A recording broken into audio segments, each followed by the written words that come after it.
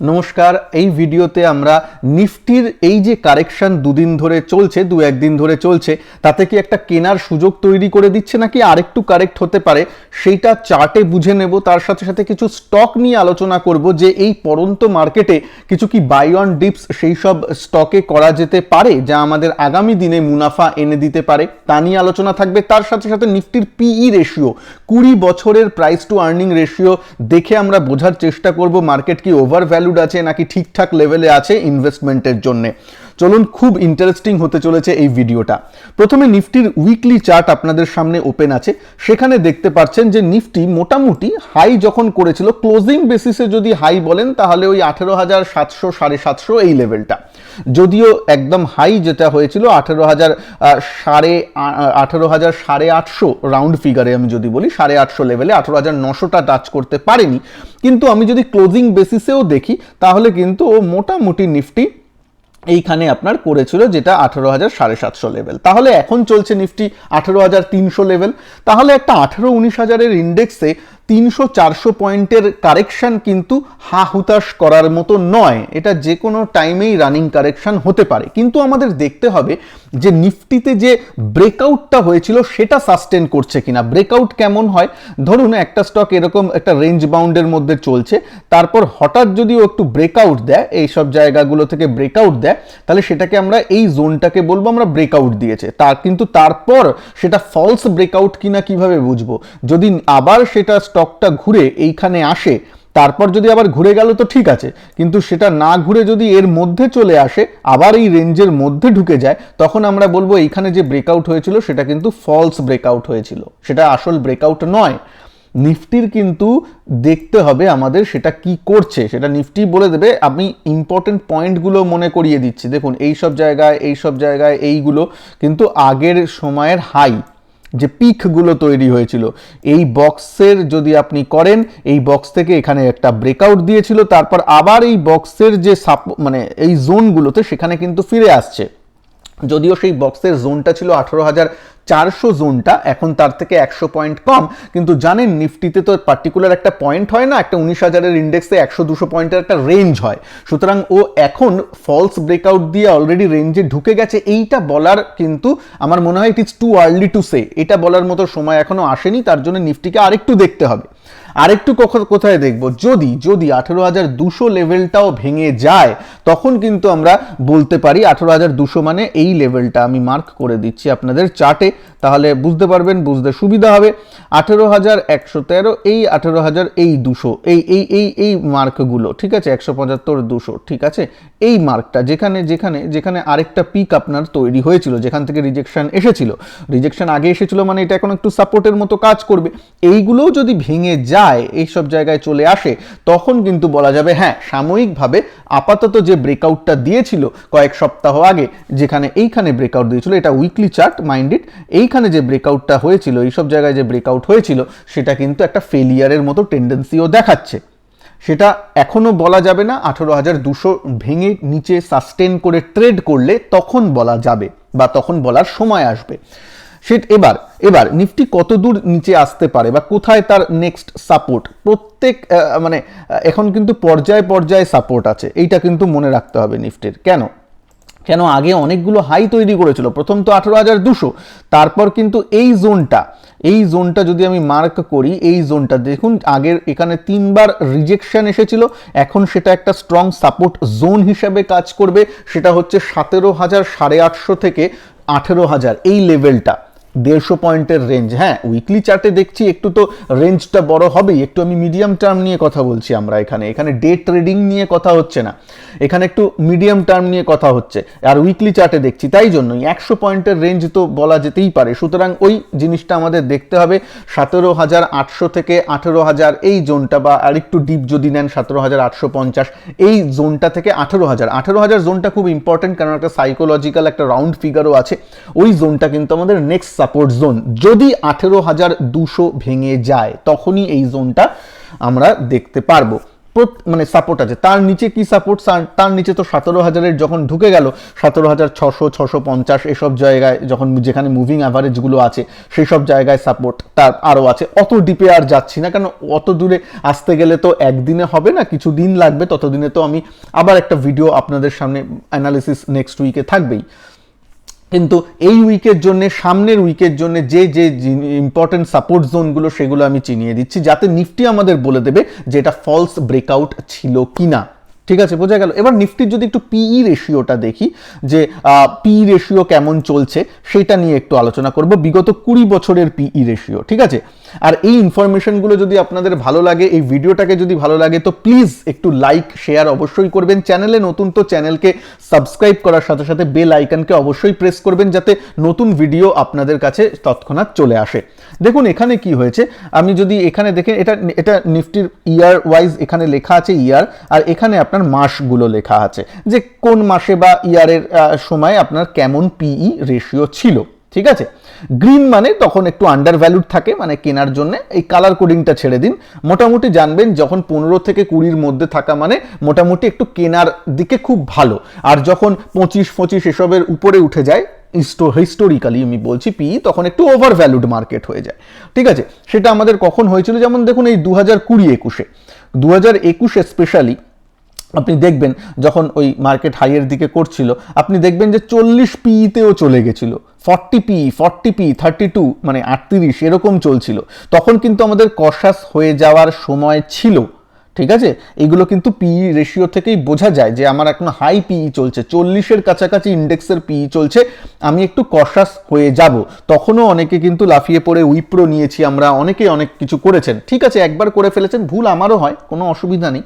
এবার থেকে আমরা শিখে গেলাম যে ওভার ভ্যালুড হলে করবো না। তো এবার যদি আপনি জানতে চান যে নিফটির এখন কারেন্ট পিই কি চলছে, কোনো অসুবিধা নেই, জাস্ট গুগলে সার্চ করবেন নিফটি কারেন্ট পিই রেশিও, পেয়ে যাবেন। প্রাইস টু আর্নিং রেশিও সংক্ষেপে এক লাইনে যদি বলি, যদি বেশি থাকে তাহলে একটু খারাপ, ওভার ভ্যালুড, আর যত একটু কমে হয় তত মোটামুটি ভালো। ঠিক আছে, এই নয় যে খুব কম হয়ে যাবে, এরকম হয় না। ইন্ডেক্সে সাধারণত ওই রিসেশনের টাইমে হয়, যেমন আপনি যদি 2008 ফাটে দেখেন, তখন কিন্তু পিই রেশিওটা অনেকটাই কমে গেছে। 2008-9 এরকম যখন একটু বাজার কারেক্ট করেছিল, তখন দেখতে পারেন আপনি 12-13 এরকমে নেমে গেছিল, 13। তার আগে কিন্তু 2008-এর প্রথমে জানুয়ারিতে যেখান থেকে কারেকশনটা শুরু হয়, সেটা কিন্তু 24-25 ছিল। সেটা আগের কনসেপ্ট। এখন কিন্তু হাই ভ্যালুয়েশনে মার্কেট অনেক দিন থাকে। আপনি যদি দেখেন এখানে 2018 থেকে কিন্তু 27-25 এগুলো কোনো ব্যাপারই নয়, ও কিন্তু ওভার ভ্যালুড অবস্থায় থেকে গেছে। যেটা আগে আমরা ওভার ভ্যালুড ভাবতাম, এখন যেহেতু একটু লিকুইডিটিটা যখন বেশি থাকে ইকোনমিতে, তখন কিন্তু হাই পিই রেশিও সাস্টেন করে। সুতরাং এর কোনো একদম ফিক্সড রেশিও কোনো নেই, তবে অ্যাটলিস্ট 40-40, 30-35-এর উপরে যখন চলে যাবে ইন্ডেক্স, তখন তো বোঝা যাবে যে একটু ওভার ভ্যালুড। তা আগে 40 ছিল, এখন কিন্তু সেটা নেমে এই নভেম্বর ডিসেম্বরে কিন্তু আপনাদের মোটামুটি এখন কারেন্টে 2022-এ চলছে 21.96, মানে 21-22-এর কাছাকাছি চলছে। ঠিক আছে, তার মানে ঠিকঠাক আছে, মানে আগের মতো যে ওভার ভ্যালুড 40-38 তা নয়। ঠিক আছে, এইটাও বুঝতে হবে নিফটিতে। তাহলে একটা জিনিস তো বোঝা গেল যে নিফটি অতটা ওভার ভ্যালুডও নয়, আবার নিফটিতে উপরের দিকে গিয়ে একটু কারেকশনও দিচ্ছে। তাহলে তো এটা খুব সুন্দর হতে পারে কেনার জন্য। অবশ্যই কেনার জন্য একটু ভালো, কিন্তু আমাদের একটু কশাস থাকতে হবে। আমি এবার কয়েকটা স্টকে আসব, তার আগে বলে নিই এইখানে যারা আমার চ্যানেলে এসে লাইভ এই ট্যাবটায় গেলে আমি আপনাদের সাথে যে যা লাইভ সেশন করি সেগুলো কিন্তু চলে আসে। সেখানে 1 মাস আগে আপনি দেখতে পারবেন এখানে মুহুরাত ট্রেডিংয়ে আপনাদের সাথে লাইভ আমি ট্রেড করেছিলাম, এবং সেখানে বলেছিলাম আমি এই স্টকগুলোতে ইনভেস্ট করছি। অ্যাজ এ ডিসক্লেমার, এগুলো আমার পার্সোনাল জিনিস ছিল, তার অ্যানালিসিসগুলো ছিল। আপনারা নিজেদের পার্সোনাল অ্যাডভাইজারের অ্যাডভাইস নিয়েই কিন্তু, ফিনান্সিয়াল অ্যাডভাইজারের অ্যাডভাইস নিয়ে কাজ করবেন, নিজে অ্যানালিসিস করবেন, তারপর ডিসিশন নেবেন। হ্যাঁ, এইবার সেখানে কিন্তু আমি কিছু স্টক বলেছিলাম, যেমন কানাড়া ব্যাংক বলেছিলাম 1 মাস আগে, বুঝতেই পাচ্ছেন অনেক কম দামে ছিল, 300 তখন গন্ডি টপকায়নি, অনেক কম দামে ছিল, কানাড়া ব্যাংক ছিল। তার সাথে সাথে সিরকা পেন্টস বলেছিলাম 650 টাকায়, 630 থেকে 650 টাকায় তখন ট্রেড করছিল। এখন সিরকা পেন্ট কিন্তু আপনার ট্রেড করছে, যদি আমি আসি, সিরকা পেন্ট এখন ট্রেড করছে, ও গেছিল 780-790 পর্যন্ত গেছিল, এখন 740 টাকায় ট্রেড করছে। ঠিক আছে, এই স্টক মানে যখন বলেছিলাম তার থেকে প্রায় 100 টাকা বেড়ে গেছে 1 মাসে। এটা কিন্তু এইগুলোর দিকে অ্যাটলিস্ট নজর রাখবেন। হ্যাঁ, একটা স্টক ওয়ার্কআউট করেনি, তার স্টপ লসও দিয়েছি, প্রত্যেকটা স্টকের আমার স্টপ লস দেওয়া আছে। ইয়াশ পাক্কা আমি দেওয়ার সময়ও বলেছিলাম যে এটা কিন্তু খুব খুব small cap stock, heavy risky investor হলেই আসবেন with a strict stop loss of 100 rupees. ঠিক আছে, স্টপ লস হিট হবে, আমি বেরিয়ে যাব, কিন্তু যেগুলো ওয়ার্কআউট করবে সেগুলোতে আমরা থাকবো। সিডিএসএল বলেছিলাম, সিডিএসএল, তাহলে এই যে স্টকগুলো হয়েছিল এইগুলো কিন্তু বাই অন ডিপস করা যায়। তাহলে আবার স্টকগুলো বলি, তার সাথে একটা দুটো নতুন এখনো বলবো আমি যে কি কি স্টক। সিরকা পেন্টস আমার ওয়ান অফ দ্য ফেভারিট, আমি যদি ডিপসে পাই অবশ্যই সেখানে অ্যাড করার কথা ভাববো। এই তাছাড়া আছে আপনার সিডিএসএল। সিডিএসএল এর যদি চার্টটা দেখি, সিডিএসএল আমি আপনাদের সামনে নিয়ে আসছি। সিডিএসএল জানেন যে ফান্ডামেন্টালি এরা একটা ডিম্যাট সার্ভিস প্রোভাইডার। তো সিডিএসএল স্টকটা কিন্তু বিগত যদি কয়েক দিন ধরেন, কয়েক সপ্তাহ ধরেন, কয়েক মাস ধরেন, কিছু তেমন করেনি, উপর নিচে সাইডওয়েজ আছে, যেহেতু অলরেডি অনেকটা বেড়ে গেছে তাই জন্য। সুতরাং এটা একটা অ্যাকুমুলেশন জোন, এখানে আমরা অ্যাকুমুলেট করছি, যেহেতু মনোপলি বিজনেস, একটু ভালো বিজনেস মডেল, সেই জিনিসগুলো। আজকে তো ফান্ডামেন্টাল নিয়ে কথা বলতে আসেনি, কিন্তু এইগুলো বাই অন ডিপসে একটু কেনাকাটা করা যায়। তবে এগুলো একটু ইনভেস্টমেন্ট জাতীয় স্টক, এগুলো কিন্তু সুইং নিয়ে আমি বলছি না। ঠিক আছে, ইনফোসিস একটা স্টক আছে যেটা আপনাদের আমি অনেকবার বলে এসেছি, এবং ইনফোসিস অনেকটা কারেক্টও করেছে। ঠিক আছে, ইনফোসিস অনেকটা কারেক্ট করেছে, যেহেতু এইচসিএল টেকের একটা খারাপ নিউজ এসেছে। এটা উইকলি চার্টেও দেখতে পাচ্ছেন অনেকটা কারেক্ট হয়েছে, এই পিভট পয়েন্ট থেকে কারেক্ট করেছে, এবং তারপর যদি মোটামুটি 1500-1400 লেভেলে মানে পাওয়া যায়, মানে ধরুন 1500 লেভেলে এলো প্রথম, এখন 1522 টাকায় ট্রেড করছে, যদি 1500 টাকায় আসে, 1450 টাকায় আসে, সেইগুলো একটা কিন্তু ভালো বাইং জোন হিসাবে হতে পারে, মানে ইনফোসিসের জন্য। সুতরাং লং টার্মের ক্ষেত্রে ইনফোসিস, জানেন এরা ঠিকই একসময় ব্যবসা ঘুরে দাঁড়াবে, এদের ঠিকই অতটা হবে, এই নয় যে খুব একটা খারাপ এরা ব্যবসা করে, সেটা তো আমরা জানি। সুতরাং এই লেভেলগুলো কিন্তু আপনারা দেখতে পারেন, যদি 1500 টাকায় আসে তখন অল্প একটু নিবেশ করলাম, এরকম করে কিন্তু ইনভেস্টমেন্টটা শুরু করা যায়। অবশ্যই ডিসক্লেমার, কোনো ফিনান্সিয়াল অ্যাডভাইস নয়। আচ্ছা, তাহলে এই স্টকগুলো একটু দেখবেন। আরেকটা, তার সাথে সাথে আরেকটা বলি, প্রত্যেক এই ডিপে, এই যে ডিপগুলো আমরা পাচ্ছি, আমি পার্সোনালি কিন্তু দুটো ইন্ডেক্সের ইটিএফ আমি কেনার জন্য তৈরি থাকবো। সেটা কি, একটা হচ্ছে নিফটি বিজ, যেটা আমরা কিনি, মানে নিফটি বিজ ইটিএফ, এবং আরেকটা হচ্ছে মিড 150 বিজ, মানে নিফটি মিড ক্যাপ ইন্ডেক্সের যে বীজটা, সেটা কোথায়, সেটাও এখানে আমি অ্যাড করে হয়তো রেখেছি, আপনাদের দেখাবো, কারণ অনেকে এটা জানেন না। নিফটি বীজ তো অনেকেই জানেন, এই যে নিফটি বীজ, কিন্তু এই যে মিড 150 বীজ, এটা হচ্ছে মিড ক্যাপ ইন্ডেক্সকে ওরা মানে ইমিটেট করে, যে বীজটা, যে ইটিএফটা, সেটাকে বলে। সুতরাং মিড ক্যাপ ইন্ডেক্স যেমনভাবে মুভ করবে ও তেমনভাবে মুভ করে। মিড ক্যাপ ইন্ডেক্সও দেখতে পাচ্ছেন এই হাইয়ার জোন থেকে, এই হাইয়ারের জোন যে থেকে, সেখান থেকে একটা রিজেকশন এসেছে। অবশ্যই এই সব জায়গা হাইয়ার জোনকে যখন ব্রেক করছে না, এটা একটা রেজিস্ট্যান্স জোন, আপনারা জানেন, সেখান থেকে করছে, তার ডিপে যদি এই সব মুভিং অ্যাভারেজের জায়গায় আসে, বা ডিপে যদি আরেকটু পাওয়া যায়, সুতরাং সেগুলোকে নিয়ে করতে পারি। কিন্তু দেখুন, প্রথম কথা বলি, এগুলো নিলে না রাতারাতি আপনি পরের দিন থেকে ফল পেতে শুরু করবেন তা তো নয়।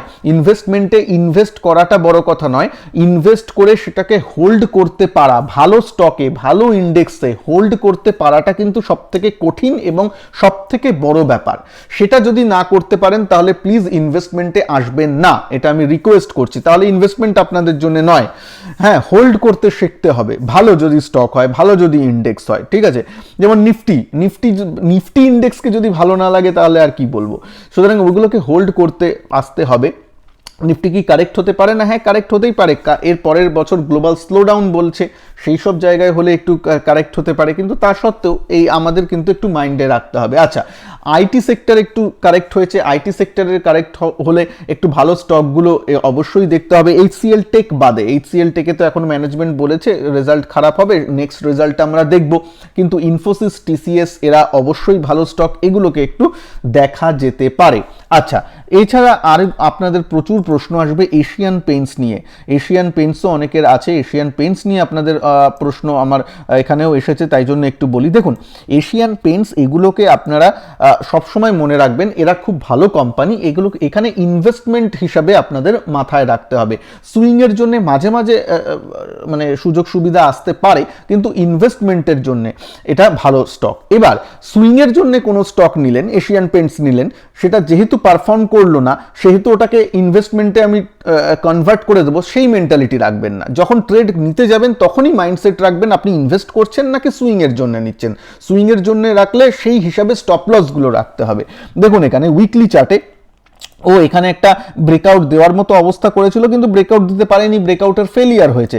এইবারও এই উইকলি শর্টে সাপোর্ট জোনে আছে 3025 থেকে 3050 এই জোনটায়। যদি এটা ভেঙে যায় তাহলে 2930 এইসব জোন পর্যন্ত আসতেই পারে, তারপরে তো নিচের দিকে আছে। কিন্তু আপাতত যে 3000 জোনটা, 3025 এই জোনটা কিন্তু আমাদের একটু দেখতে হবে, ঠিক আছে। ওইখানে প্রথম সাপোর্ট, তারপরের সাপোর্টটা তো আমি বললাম, ঠিক আছে। এগুলো ইনভেস্টমেন্টের জন্য ঠিক আছে, যখন ক্রুড অয়েল প্রাইস মানে অনেকটাই নিচে নেমেছে, কিন্তু সেখানে দেখা যেতে পারে। তবে ইনভেস্টমেন্টের জন্য আমি পেইন্ট সেক্টরে আমি বলেছি সিরকা পেইন্টস আমার 1 মাস আগে থেকেই ভালো ছিল, ওটা 650 টাকায় আপনাদের অলরেডি বলা আছে। এখন কি নেওয়া যায়? এখন তো দামটা একটু বেড়ে গেছে, এই জন্যই তো চ্যানেলটা ফলো করতে হবে। তাই জন্য তো বলি যে চ্যানেলটা সাবস্ক্রাইব করে, অ্যাটলিস্ট ফ্রি অফ কস্টে সাবস্ক্রাইব করে, ইউটিউবে সাবস্ক্রাইব করে বেল আইকনটাকে প্রেস করে দিন। তাহলে আমি কি লাইভ সেশন যখন নেব বা কোনো কিছু করব, তার ভিডিওর আপডেটটা আপনাদের কাছে চলে আসবে, নোটিফিকেশনটা চলে আসবে, ঠিক আছে।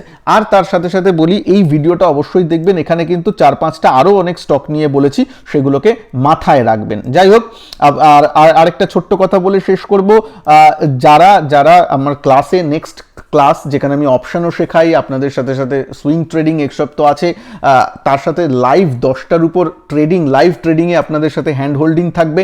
সেইটা 2রা জানুয়ারি থেকে শুরু হচ্ছে। তার ডিটেলস আমি আমার পাবলিক টেলিগ্রাম গ্রুপে দিয়ে দিয়েছি, ক্লিক করে অবশ্যই দেখতে পারেন। পাবলিক টেলিগ্রামের গ্রুপের লিঙ্ক এই ভিডিওর নিচে ফার্স্ট কমেন্টে পিন করা আছে, ঠিক আছে। এনরোলমেন্ট করে নেবেন যদি আপনার পছন্দ হয়।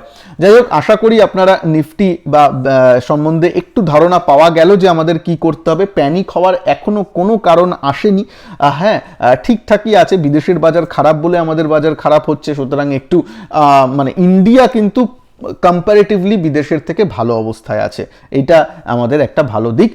ভালো থাকবেন, আবার দেখা হচ্ছে পরের ভিডিওতে। নমস্কার, জয় হিন্দ, বন্দে মাতরম।